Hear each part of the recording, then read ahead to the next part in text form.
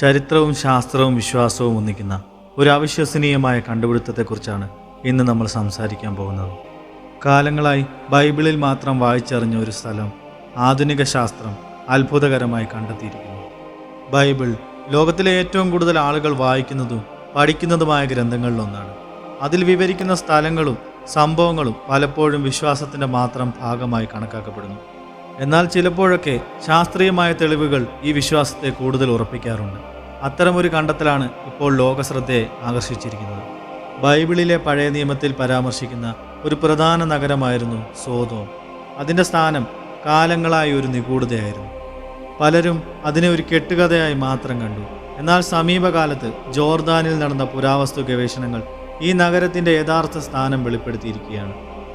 ജോർദാനിലെ tall L Hamam എന്നറിയപ്പെടുന്ന പ്രദേശത്താണ് ഗവേഷകർക്ക് നിർണായകമായ തെളിവുകൾ ലഭിച്ചത്.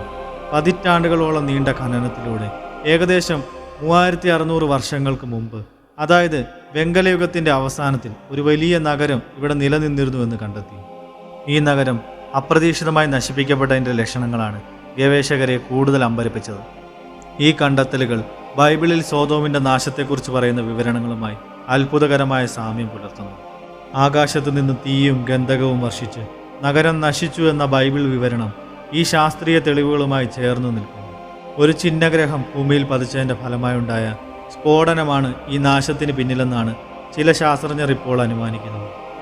ഉൽപ്പത്തി പുസ്തകത്തിൽ ഇങ്ങനെ പറയുന്നു: അപ്പോൾ യഹോവ സോദോമിന്മേലും ഗൊമോറയിന്മേലും യഹോവയുടെ സന്നിധിയിൽ നിന്ന് ആകാശത്ത് നിന്ന് ഗന്ധകവും തീയും വർഷിച്ചു.